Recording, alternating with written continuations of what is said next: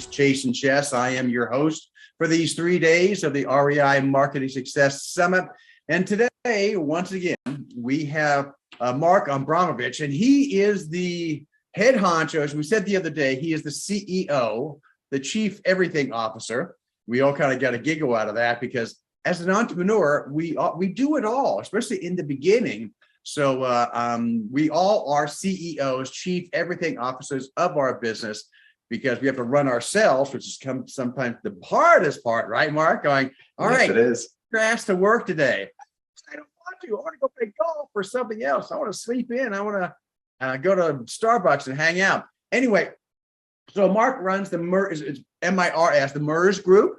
Yes. Okay, I'm sensitive about pronunciations with names and everything else like that. So, Mark, welcome back. We had such an amazing day yesterday that I said we decided to bring you back because the content was so good, and there's such a lack of knowledge in hard money.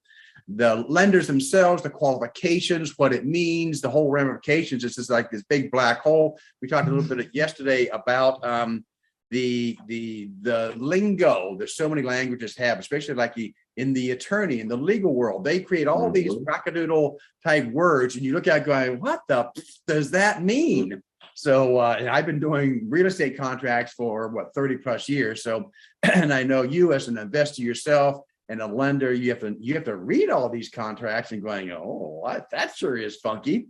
So we have to be interpreters of contracts and all the legalese. Now we ended up talking a little bit about yesterday about one of the not legalese words, but one of the kind of lender words called ARV in the real estate investing world. First of all, define ARV, and most importantly, tell us how it affects the loan process for hard money, whether the loan is based on purchase price or is it based on ARV, or clear up that mumbo jumbo. All right. So let's start clearing up some of the mumbo jumbo of verbiage. ARV is after repair value. So that is what the house will be worth after the renovations are completed.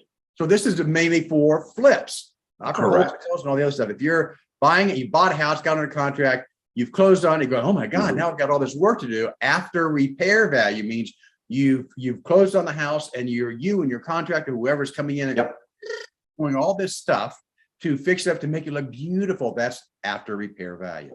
Correct. Now, obviously, you want to know this value before you close on the house. So that value is determined by the appraiser based on the renovations that are going to be done to the house. So the scope of work or the rehab list, different terms for the same thing, right? The work that's going to be done, that list is provided to the appraiser. The appraiser does the appraisal and provides us with the value of what it's going to be worth when it's done. Now, what lenders will do is use that value as a limit on the total loan amount.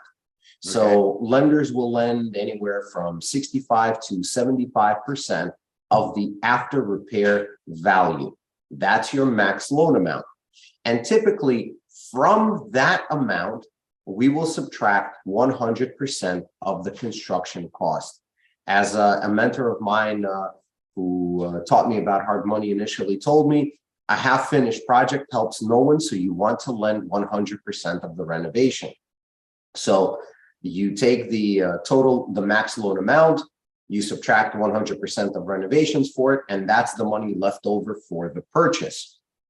Now, the purchase price or the amount provided towards purchase is, let's say, anywhere between 75 and 90%. Some lenders will even go to 100% depending on experience. It's 75 to, let's say, 90% of the purchase price or the as-is value, whichever is less. So we want investors to be buying at a discount. Now, I'm not telling an investor to not overpay, but that's their business. Right? If the property is worth $100,000, our loan will be 80. Let's just say roughly 80% of it. That's 80,000. Now, can the investor buy that property for 110,000? Yes, our loan is still going to be 80% of the value. Can the investor buy it for less than 100,000? Yes, in which case our loan will be 80% of whatever they're paying, because we still want the investor to have what's known as skin in the game. Okay, their own money into the deal. Show me the money. Money. Now, another piece of lingo, verbiage you guys should be familiar with is loan to cost. Now, loan to cost is another way to limit the loan. Some lenders use this much more than others, depends on the lender. Now, loan to cost is purchase price plus renovations, and some lenders dictate that you have to have at least some percentage of that into the deal. They don't care what the purchase price is. They don't care what the ARV is. Their approach is you must have a certain percentage of the entire deal into the deal, into the project. How much on average is that percentage? Anywhere between 75 and 85% is kind of what you come up with. With lenders who actually use that as a guiding metric, that's where you usually see it. Okay. Good. But again, it's just lingo. This is all, the idea here is not to say, hey, come to Mears Group. We're the only ones out there. We're, the best ones or anything else. I mean, obviously I want to do deals and help people, but I want everybody to understand the lingo and understand how to be able to compare lenders and understand what they're offering. Right. And that's a huge deal, because luckily I have you on this summit today, and everybody's going, oh, Chasen's got Mark on, so he must be a cool dude and knows what the heck he's talking about. Yes is the answer. But a lot of people, like I said, you come from an engineering background. The engineers have 12 spreadsheets, and don't take this personally, engineers. We love you. I lived in Silicon Valley. All my clients were engineers at the time. So I in a friendly, teasingly way, say, yes, you got to do your spreadsheets, because they're very detail-oriented people. So if you're going to do some comparative, the smart people are going, okay, Mark's got the Chasen chest seal approval. That's cool with me. Let's talk to him. And if for any reason, our attitude is we are here to serve you. Let's go ahead and move on now. Sure. Now let's take us through some of the general things that hard money that a lender you need to have when you're looking at an application and looking at the property and look at the ARV. So take us through A, B, C, D, E, F, G, a list of what you need, because from a real estate investor perspective, the more you know about what the lender needs, the easier it's going to be on you and the lender. So let's make it easy for everybody. Do your homework, do it up front. So Mark, A, B, C, D, E, F, G. So most lenders will need some kind of application, which gives them the ability to run credit and background checks on their borrowers. People have asked me, well, why do you need my background? Because if there's embezzlement on there, maybe not the best person to lend money to. Now, some lenders will have a hard rule about no felonies whatsoever. And unfortunately, I had a scenario like that. I had somebody come to me for a loan where, 10 years ago, they were in a bar fight. Not exactly anything related to lending per se and finances, but it was a felony and it was on their record. Right. Lenders will run credit because we're looking at the asset and we're looking at the person's ability to repay debts. Okay. Now, banks and credit unions, they'll typically look at 3 years of taxes. They'll look at your income. So they're actually underwriting your ability to repay based out of your income now. Hard money doesn't have that luxury. We're not, especially a lot of us investors, we're only getting paid when the project is done. So while it's going on, there's potentially no regular W-2 income coming in. So we're looking at the asset and the person's ability to repay the loan. So an application to run credit and background, we will need documents for the LLC. So articles of organization, operating agreement, EIN number, letter. From the IRS. Those are the documents for the LLC. We need bank statements. Now, bank statements do not have to be from the LLC. They just have to be from a bank account controlled by the borrower. And what we're looking for is the money to close on the transaction, as well as liquidity to pay interest payments for, however long, 6 to 12 months, as well as the ability to start the project, because as I mentioned before, we reimburse for work done. We do not advance for it. So we want to see that there's money to start the project rolling. Now, everybody asks me, and I'll repeat it again, does it need to be from the business account? No, it's from your account that you are in control of. None of us want to do work, and we're looking for money to close. None of us want to work, get to the finishing, to the closing table, and find out that we can't close because the down payment is not available. It sucks, and I've had it happen. Then let's see, obviously we're going to need an ID, right? We need to see the home address for the person, their date of birth, personal information like that, their correct name, title. So we're going to need, for a fix and flip, we're going to need, well, obviously we need a title company. Now it's your choice. You let us know who they are, but we're going to reach out to them with a title request. We're going to need the rehab budget because, again, the appraisal is based on it, and we need to know the work that will be done to the property. So the initial docs we collect for a fix and flip are usually the loan application, the rehab list, the title company.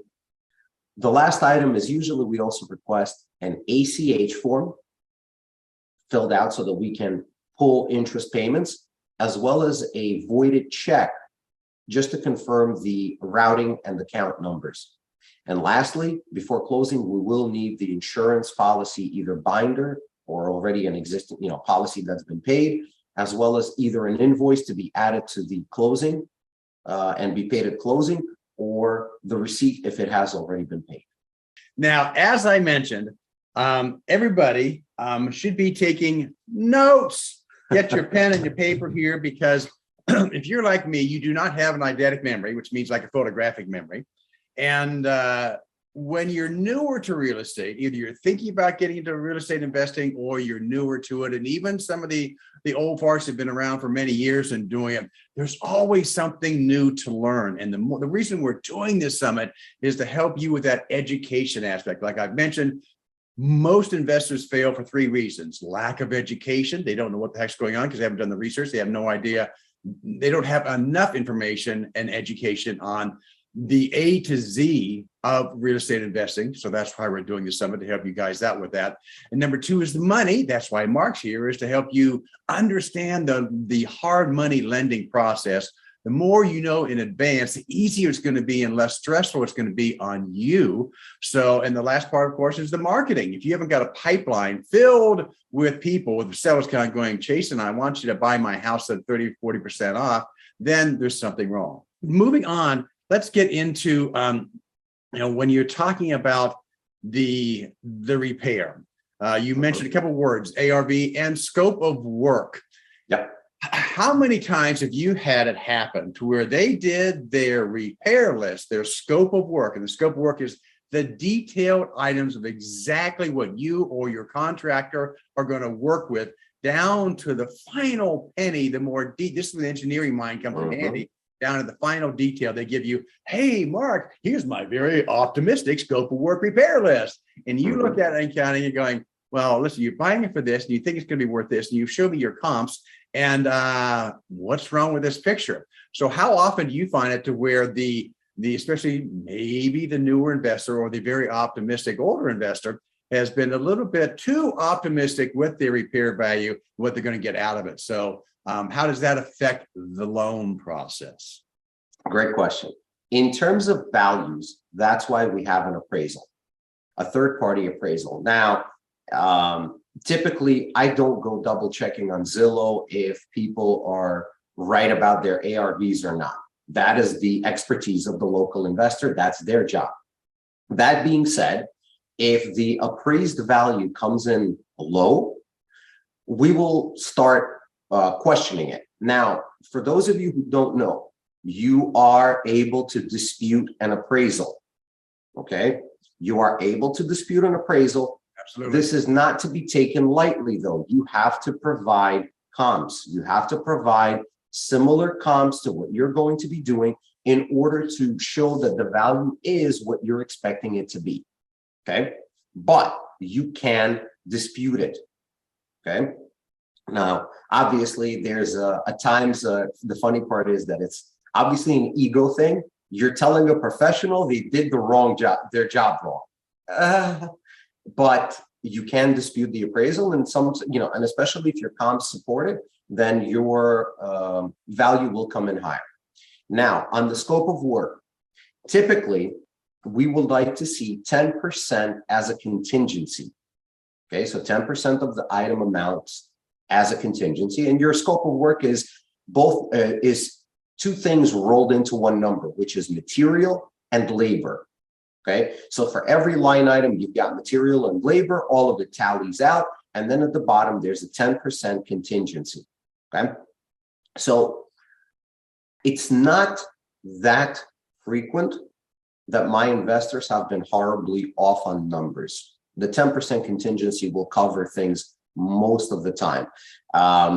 Because typically by the time they're providing a rehab scope, they've either used professional, education company provided material on what the local pricing is, or they're already coming to me with numbers from their contractor as to what it will cost. So those things put together help them have a better feel on the numbers.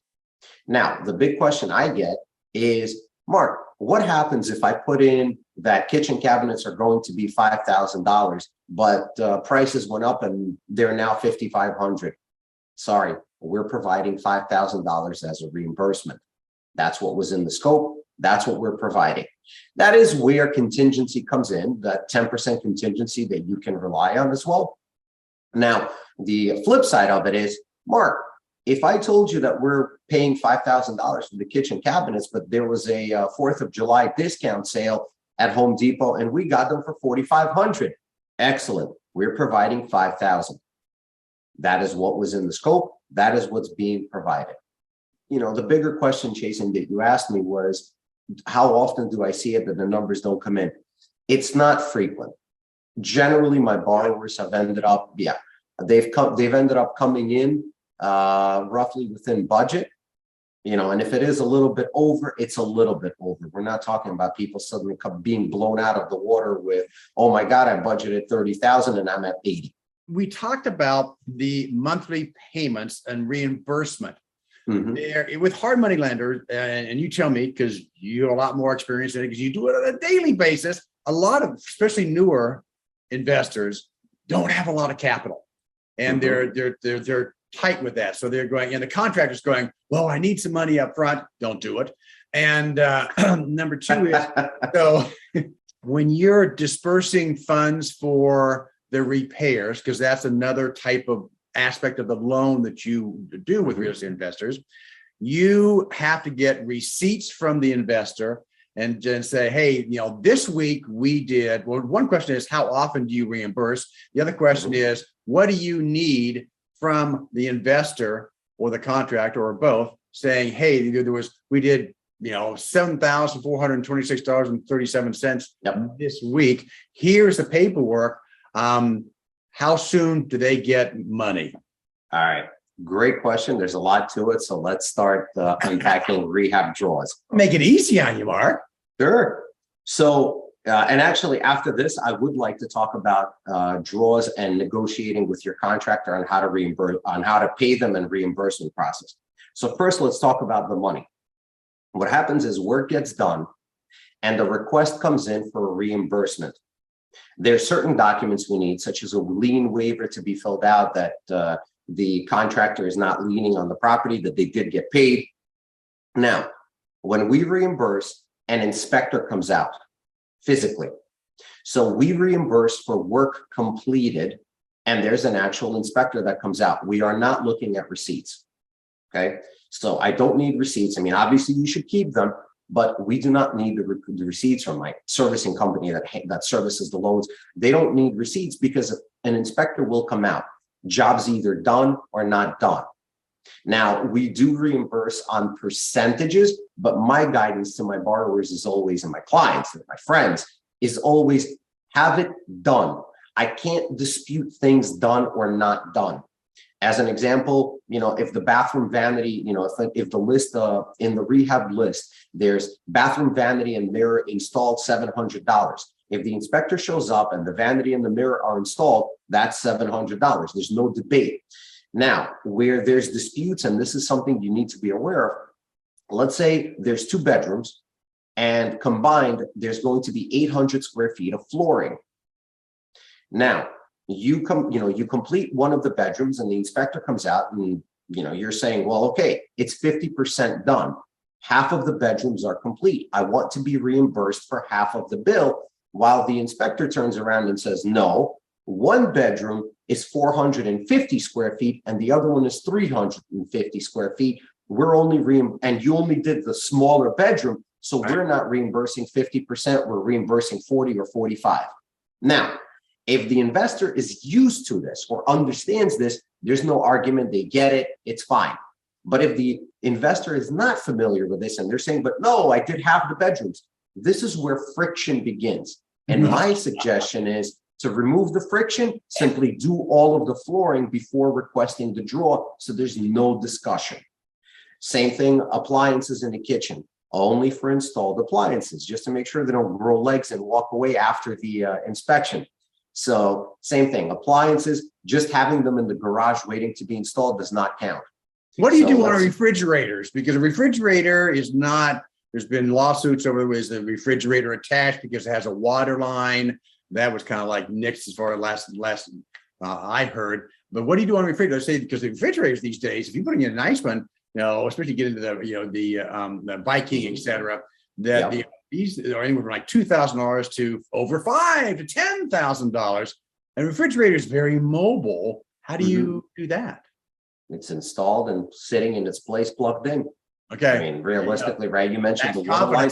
It's either there or it's not. Right. The fact that afterwards somebody might still unplug it, remove the water line, and pull the fridge out of there, really, what can once again, it's all about integrity. Correct. As I said last time, I taught my kids, if you always do the right thing, you're going to lead an incredible life. So, and you want to really create a relationship with your lender. If you screw in any way your lender up, not necessarily getting into fraud, maybe, you want to create a relationship. You're going to be best buddies because you want access to his or her money, and they want ongoing business because you guys make by symbiotic. It's a mutual thing. So, integrity is, and trust is number one in any business. So continue on. So let's talk about contractors and reimbursing them and little, tips, tricks, and maneuvers there. All right. So I've mentioned that we send an inspector, the inspector inspects, and then we reimburse. Okay. That obviously has a timeline on it. Anywhere between 2 days, right? 1 day for the inspector, 1 day for the money, all the way up to 4 business days, 2 to get the inspector out, 2 for the money. Okay. Now, what happens in the interim? Well, the best scenario is, and like Chasen said, you do not pay a deposit or you do not advance money to your contractor either. Okay. So they get paid just the same as you do for work done. Work gets done, they get paid. Now, I do understand that sometimes material needs to be purchased and the contractor does not necessarily want to float that amount. Fine, pay with a credit card. Negotiate it to where you will pay for the materials, have them actually brought to the job site so they're accounted for. Now you've actually paid for material. You haven't given any money to the contractor. So in case they do walk off the project, you still have the exact same materials you've paid for and you need. So a lot of times when contractors say, well, I need a 50% deposit. Okay, what is it for? Now that 50%, it's funny, with today's cost of material, that 50% deposit could be all of the material for your project, but have this conversation, okay? Now, as you're doing work, the question becomes this. So let's say the best case scenario is the contractor does work, pays his people. Now you order the inspection, our inspector shows up, or your lender's inspector shows up, reimburses, and you can reimburse the contractor. That's the ideal scenario. There's no money coming out of your pocket. The complete flip side of it is the contractor finishes whatever he's supposed to finish. He tells you, I want a draw. And you go through, use the same list we would, right? It's your list, and check off what's been completed, reimburse the contractor. And now you're the one waiting for us to reimburse you. You have been the one to float that money. That's the other extreme.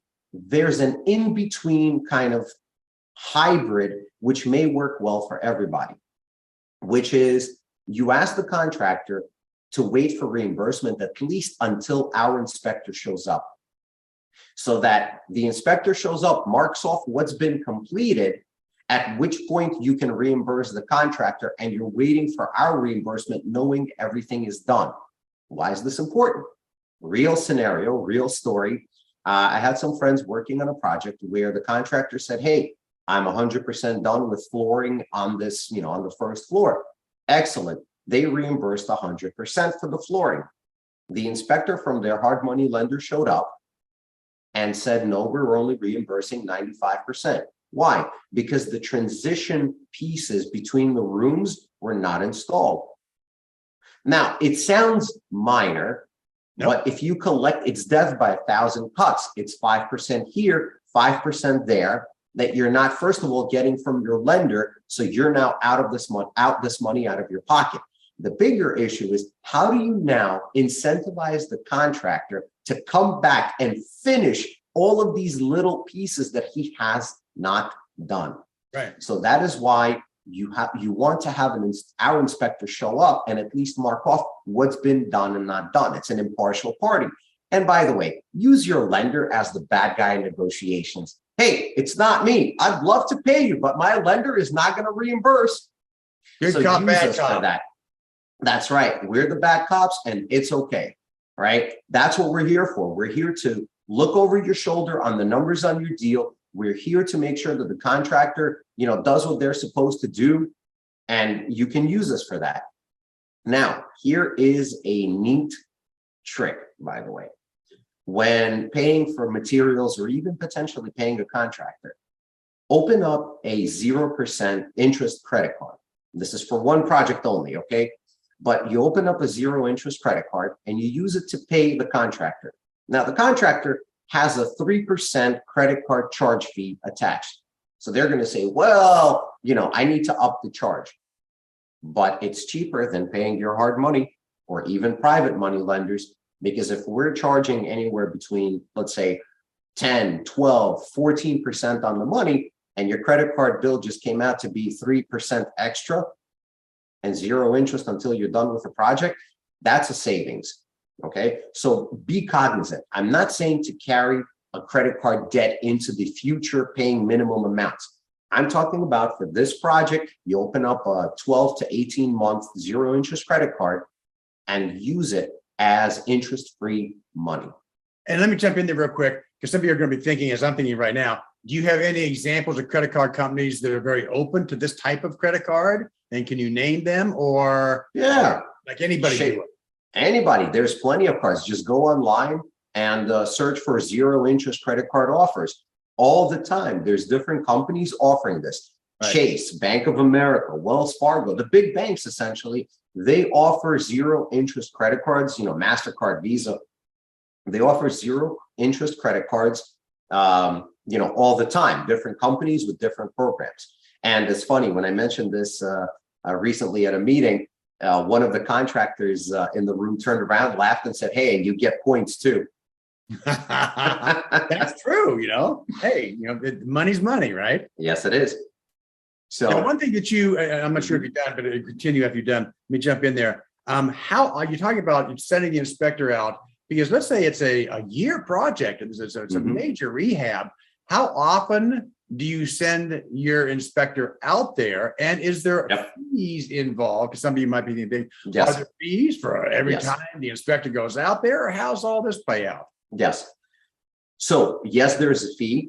That fee goes to pay the inspector and the wire fee for the money.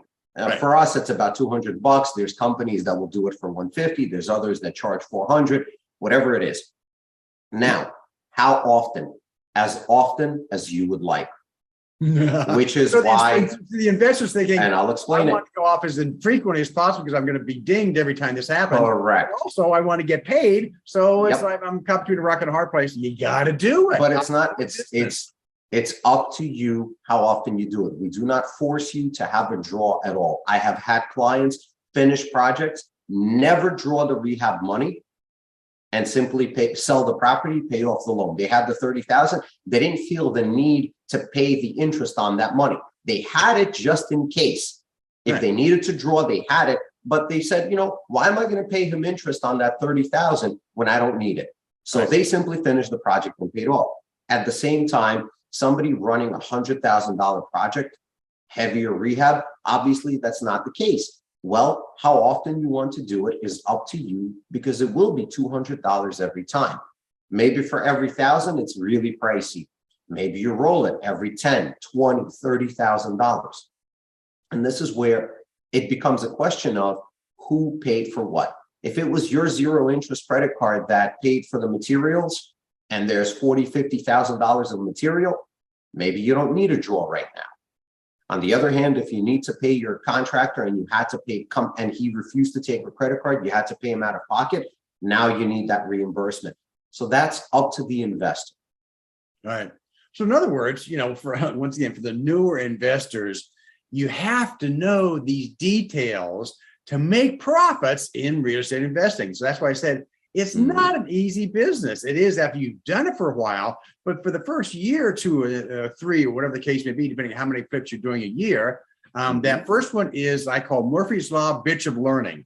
So, and I'm not sure there's an acronym there, but it is, because it's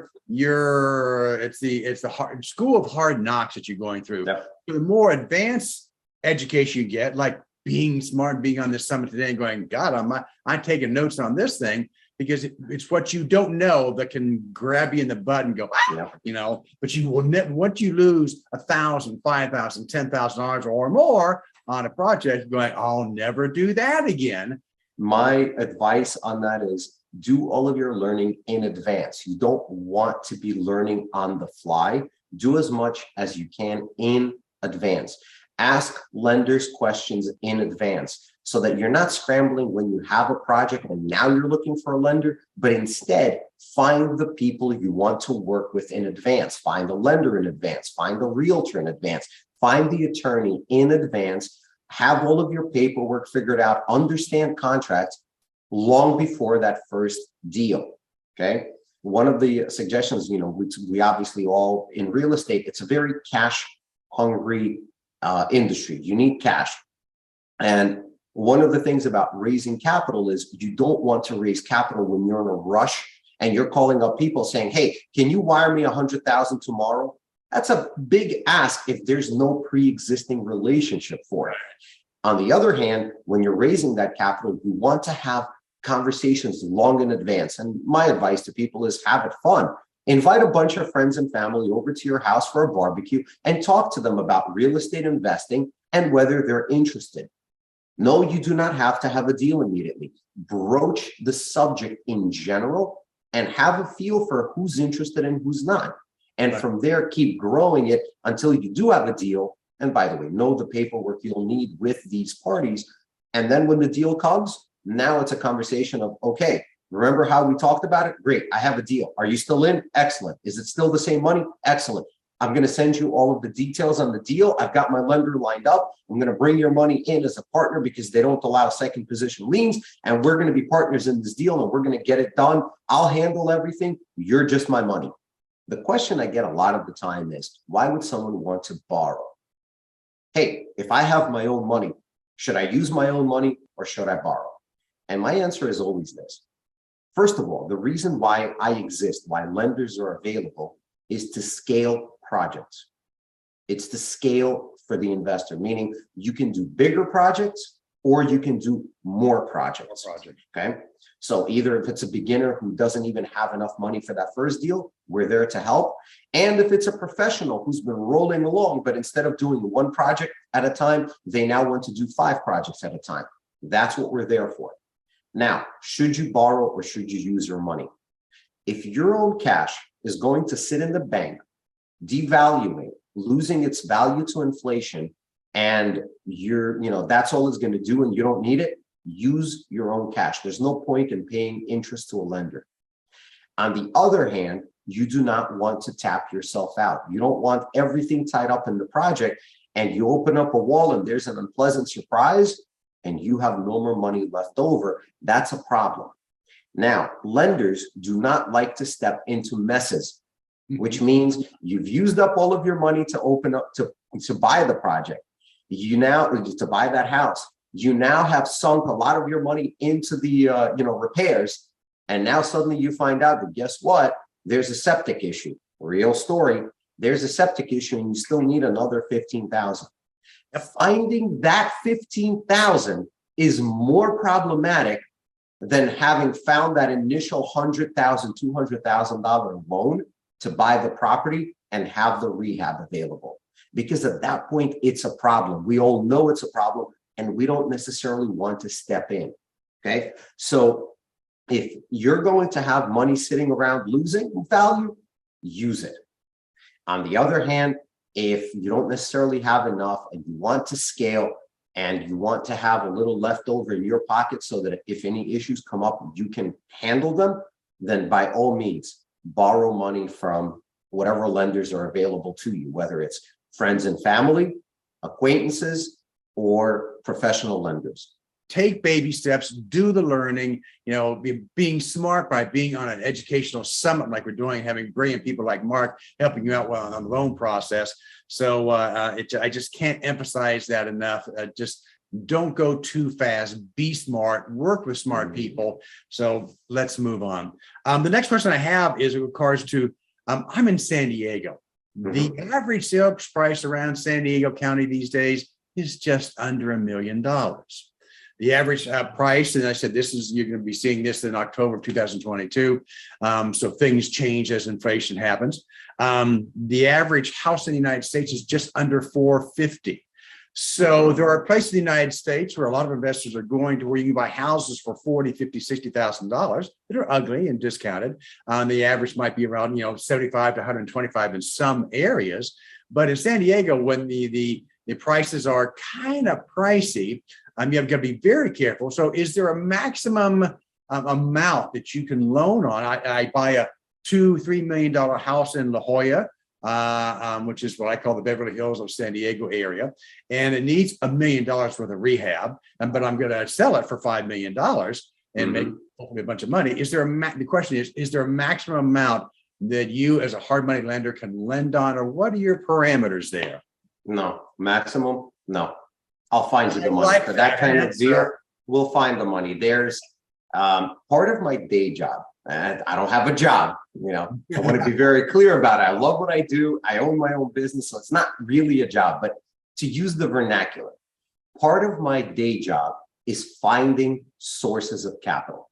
It's finding sources that can provide money to my borrowers. Now, there's a big question I'm always asked: are you a lender or are you a broker? My answer is yes. The money is coming from my pocket. The money comes from Mears Group's bank account. And other times we broker the deal to somebody else. It doesn't matter. When I tell you the price, that's the price. And that's my advice on borrowing money and finding lenders. It doesn't matter. In the end run, it's just price and terms. That's what you're looking for with any lender. And you're comparing price and terms between lenders to determine what's best for you.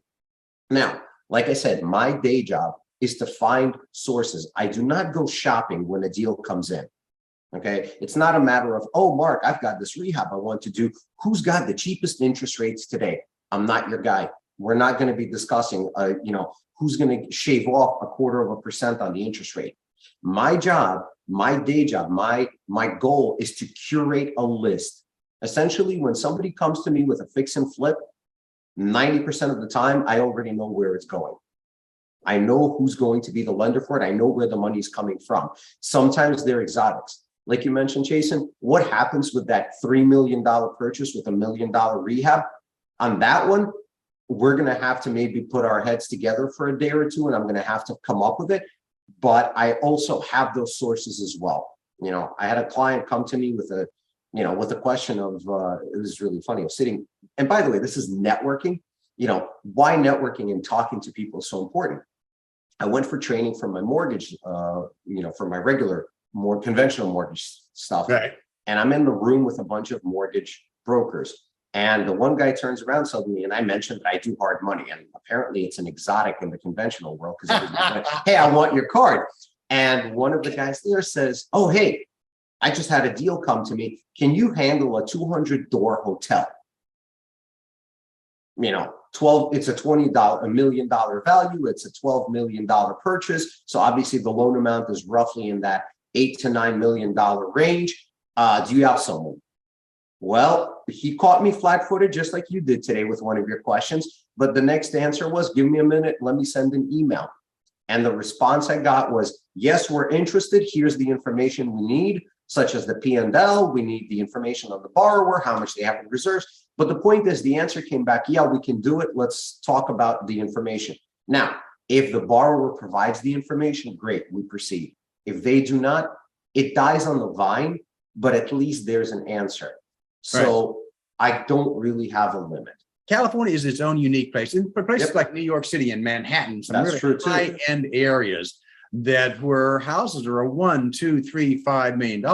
And I was reading an article locally about the Southern California coast, especially around San Diego County, and there were only like 6 or 7 lots left on the water, and those lots, as of they had done a kind of an appraisal on it, that were all worth somewhere just the land between $7 to $12 million for just the land on the water. And so, and when you see, if you've ever traveled up and down the coastal area of, especially like La Jolla, Del Mar, et cetera, where the average house is $2, $3, $4 million, that you'll see the houses on the water that are easily somewhere between run down $15 to $20 million. Scrapes and reduced, or let alone new construction, can be $30 to $40 million plus. So, Mark, can you do that? Kidding. Oddly enough, probably yes. For the people in small town Iowa and Minnesota and Georgia, the thing, you look at those numbers like Chasen, the $30 million property, that seems like blow my mind when the average house around here is 175. So but those numbers exist and they're fun because the profit, it's always a percentage. If you could be making $500,000, $1 million or more in profit on a flip on something like that. Much more complicated. You really have to know what you're doing and working with a great hard money lender like Mark, and it can happen. So welcome to California. You just mentioned ROI and the profit. So let's talk about that for a minute and give our listeners a little information there too. So another question I do get a lot is, how much minimum profit or ROI should I have? There's 2 numbers to every project. There's the absolute dollar profit, and there's the percentage return on investment on the money going in. Okay. My baseline guidance is you should have at least $30,000 of profit and 10% ROI. I will explain this. In some markets like Ohio, a 10% ROI can be a very small dollar amount. So what you want, let's say $15,000 can be a 10% ROI in Ohio because the price of the property is lower, the ARV is lower. So let's say you end up with a $15,000 profit, while that's still a minimum 10% ROI. Well, the question you have to ask yourself is the profit worth getting out of bed for? Because if the profit is too low, and I'm talking about absolute dollar amounts, if the profit is too low, let's say it's $5,000 projected. Okay, well, problem number 1 is it has no interest for you. The going gets tough, you're not interested. The second part of it is that's very little dollar amount to handle issues. Wall is opened up, there's an issue, that eats into your profit. Interest rates go up a little bit or the ARVs fall a little bit, it eats into your profit. So too small of a dollar amount doesn't handle it, okay? Now, so in a place like Ohio, you might want a higher ROI because that's your minimum dollar amount. Now, I'm not saying you can't do a project with a $20,000 profit. It's nothing to sneeze at. Just be cognizant of what you're working for. Now, the flip side of it is in a place like New York City, $30,000 of profit is nothing. It's too small between the taxes, the fees that you have to pay. And I'm not knocking New York, just strictly talking about lending in dollars, okay? $30,000 in New York is not enough of a profit to handle any fluctuations. But 10% ROI in a place like New York is significantly more dollar-wise than 30,000. That's why I use both of those numbers to give guidance, right? You want $30,000 profit and you want 10% ROI at the same time. Now, again, in a place like New York, sometimes people do projects for 5%, 6% ROI because that's the market and they're not able to squeeze out more. Again, be cognizant. In a place like New York, a 5% ROI can be a $100,000 profit. So just be cognizant of these numbers. But kind of as a baseline metric, when you're looking at your project, 10% ROI, $30,000 profit as your minimum. Stress test your project to see what will happen if the renovation is another, not contingency that we've put in. I'm talking about beyond contingency, beyond everything. What happens to your project if the rehab is 10% more? Okay. And what happens if the ARV is 5 to 10% less?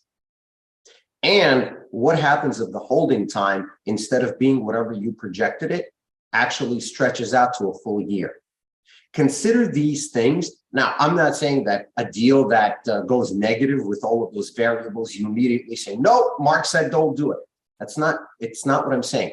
No, I'm just pointing out that you want to stress test to be aware of what happens, right? If it's a larger project, okay, you're going to be holding it for a longer time. The longer you hold any project, the more you are susceptible to fluctuations in the real estate market. Now, the good thing is the real estate market is a really slow moving market. Even when we think about the crash of 2007, 8, 9, that crash was not instant. Values did not fall overnight. It was over time. It took 6 to 12 months to drop 5%. Okay, so it's still not a fast move, but if you're doing a heavy rehab and you are expecting it to take 12 months, you could be facing a drop of 5% to 10% on the ARV when you're done, and you have to be prepared for it. On any project, the analysis is the story. That's the questions of who, what, where, when, why, and the bonus question for all of you listeners is how the project is being done. And the underwriting is attaching the math to that information, to that story. You're going to be holding a property and you're doing the work in Arizona in the summer. I'm going to say you're going to have a large electric bill. That's the story. The actual dollar amount for that bill, right? That's already the underwriting. That's the math portion of it. But first you have to tell the story. Flip side, I was doing a talk in Michigan and I laughed and I told them, hey, so in the middle of winter, you guys have 90-degree weather outside, right? And everybody groaned and said, no, obviously not. It's snow and misery. Now, that means they're running heat in a project, which means they have a gas bill that people in Arizona are going to pay in the summer. Well, the people in Michigan are paying it in the winter. Okay, so again, you have to tell the story and then you attach numbers to that story. It's as simple as that. Speaking of scheduling, expectation for sale. There is a cycle for real estate, which is tied to school years. Yep. Parents, myself included, I was faced with this as well. When we were buying our house and we were moving out of Brooklyn into Rockland County when I lived there, and as well as moving from Rockland County down to Florida where I live now, we were timing it for the school year. We wanted our kids to come into the school year as it began. So for those of you doing real estate investing, it's not to say you can't sell your house at any time. Sure. But parents are going to be shopping at a very specific time. They want to buy the house and move into it before the school year starts, which means they want to be in their house by the time August rolls around at the latest, so they have some acclimation time. In Florida, school starts mid-August. Okay, so just to be aware. So you want to be aware of when the school will start so that you can have the house on the market in time for when all the people are moving And so you can, have it sold quickly and don't miss that market. Funny enough, my wife and I, we always observe markets and we watch what's happening around us. And we took note that parents will put up a sign on their mailbox, graduate class of 2022, whatever it is. To us, it was always a big sign that said, I'm ready to move. Almost an hour here, Mark. There's so much great information. So once again, hope you guys are all taking lots of notes. How soon can you get, and they want a quick close. Hey, I've got cash, Mr. and Mrs. Seller, and I can close in 2 weeks or so. So how soon can you get an appraiser out there and get that information to you saying, Chasen looks good, let's close? All right. I do not control appraisers. I want this to be clearly understood. You got to know another Murphy's Law black hole. Oh, your head is on. I love appraisers. I love them. I get with the job that they do. But okay, I want everybody to understand your lender is not in the business of blowing up appraisals. I've heard the inexperienced investor talk about how my lender didn't lend because of the appraisal and they're in cahoots. I don't get paid until I lend. The appraisal is not there to destroy the deal. It's there to confirm the numbers for all of us. That being said, this has to do with legal, protections of everybody. You do not want collusion between your lender and your appraiser. So appraisers are independent third-party people. Okay, now we work through what's known as an appraisal management company, an AMC, and the one that I work with typically is Appraisal Nation. Love them, happy to give them a shout out. Okay, now appraisal, when we receive an order, we place an order for an appraisal with Appraisal Nation. Appraisal Nation finds a local appraiser in the market, after which they get a quote and send that quote directly to, or send the payment link directly to the borrower. The borrower pays the appraiser, okay? And then the appraiser contacts them to schedule the appraisal. What I do not know is who the appraiser is all the way until the report comes in, okay? Right. So timeline, it depends on how busy they are in that market. And that's also the price. They quote and it's directly passed on. So usual appraisal times are 2 to 3 weeks, okay? Which means if my time, and I always tell people, my closing time is appraisal report plus 5 business days. That's how long it takes me to close. I don't have an answer for you on appraisals.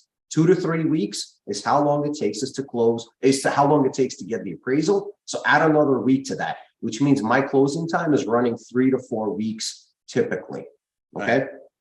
Now, there are things called delayed closings. You have your cash. If you have a deeper pocket, you can buy the property cash outright. Okay. What then happens is when we're ready for our loan, let's say a week or two later, we will provide the loan, and at closing, the money that would have gone to the seller goes instead back to the investor who used their own cash to buy the property. I've done plenty of deals like that. I have clients who needed to close because the previous lender screwed them over for a month. They're now, the seller basically says, I'm going to keep your down payment. I don't care. We need to get out of this deal by now. And so we've stepped in where they closed with cash, and then we work out the loan afterwards. Okay. So that's called a delayed closing. There is a potential drawback that you have to be aware of. If you're buying, like I said, the example of purchase price or as is value. If you're buying the property for $100,000 and you're expecting that after closing, we'll provide $80,000 for the purchase price, and the appraisal comes in and it's a little light, we're not providing the 80, we're providing based on the as is value. On the other hand, the appraisal can come in well over 100,000 and you're getting the full $80,000 you've expected. This is something that you need to be cognizant of and be willing to take that risk. But that is the way to close faster, as long as you have the cash for it. Otherwise, negotiate with the seller. Tell them that, hey, I have a hard money loan. That's what I need to do. Can you accommodate? Most sellers, okay, realistically, everybody involved in the transaction wants it to close. Okay. The listing agent, the buying agent, the sellers, the buyers, everybody wants it to close, including the lender. What everybody wants to know is what's going on with the deal. The fact that you're not able to close today because we only received the appraisal report yesterday, and now we need an extra day or two for underwriting and scheduling the closing, okay, is not that big a deal as long as the seller was aware of all of this and knew what was going on. Because realistically, okay, for them to turn around and say, oh, you didn't close on time, we're going to reset the clock and find a new buyer is going to be weeks again. They're not interested. But what they want to know is that you've done everything in your power to get this deal closed and that things are moving. That's the real important part. And once again, that comes down to the integrity. You as an investor, you have to have good, open communications. The sellers that you're working with have to trust you that you're, number one, doing a good job and working with great people like Mark. And if you hide things, it's going to come back and bite you big time because they have, depending on what the contract says, they have the right to cancel the contract. You don't want that. They don't want that. They want to start over again. So just, be real, treat yourself, treat everybody like family that you love and care about and trust. So he said, do the right thing. You have a great life. Let's wrap up with one final thing, Mark, because obviously you provided us with this plethora of information and our brains are full. We've been drinking from the fire hose, which is awesome. That's why I say review your notes three or so times or re-listen to the recordings. That people now have your contact information because it's been right there. Hopefully you've written that and done a screenshot of it or taken a picture of it, whatever the case may be. That would you suggest, I think, that the people that are serious, once again, if you're not serious about, you're getting close to, getting a deal under your belt, don't waste Mark's time. But if you're serious about making some additional income or maybe transitioning to full-time income into real estate investing, and you're just basically, like I said, you're serious, contact Mark now and establish the relationship with him now. Let him start running numbers with you now, because you want to get as much of the paperwork done ahead of time. In the conventional world, it's getting pre-approved. And this means in the conventional world, pre-approved through underwriting. So when you're submitting a contract, you're saying, hey, and especially if there's multiple offers, I'm pre-approved through underwriting. Because you've done your homework with Mark ahead of time, you have much more power in your negotiation than saying, well, because if they're smart, they're going to ask, especially if they have a smart realtor attached, they can say, well, show me your pre-approval letter, especially your pre-approval letter through underwriting. And you're going, so let's talk about lender. Yeah, and let's talk about that with hard money. You're not going to get that deal because number one, you look uneducated. Number two is, it's just you're falling into the black hole. So, Mark, is it a good idea to contact you, the serious people, now to establish that relationship, or when should they contact you to make the ball roll as smoothly as possible? Great question. So, should you contact me early on and have a conversation? Just get a feel for whether you want to work with me. Yeah, right? Really. The big question at bottom line is, look, there's a lot of people doing what we do. It does boil down to whom you like to work with as well. Who's responsive, who's not responsive, who's fun. In the end run, you're establishing a relationship for the long term. Some people are fun to work with and some are not. So you want to determine this. Now, pre-approval, I don't really have it. Every deal is individual. You heard me mention the list of documents we're going to need. Right. Okay, providing me your LLC docs is instantaneous. You send me an email, I have them. Whether you have the liquidity for a deal, we're going to find out because you're going to send me the most current bank statements when we're working on the deal. So, and I'm not going to ding your credit to run it, and find out your credit score without having a deal on the table. So realistically, there's not much in this pre-approval stage. There's nothing to really do. Yes, we can have a conversation. Yes, we can discuss, if you think your credit score is 600, yes, we should have a conversation about what you need to do. But if you have a good credit score, 680 and above, and you've got liquidity in the bank and you have a head on your shoulders, just give me a call to just discuss, generally how we work. Now, what happens with a deal, when you have a deal and you'd like to make an offer, visit our website, and on there will be a deal form for fix and flip and the deal form for buy and hold. Fill out the form and you will get a quote from us. We do not pull credit. This is information in, information out, but we will provide you with a quote. In the case of fix and flip, it will be a letter of interest as well as a deal summary. It's our good faith estimate, okay, using conventional mortgage terms.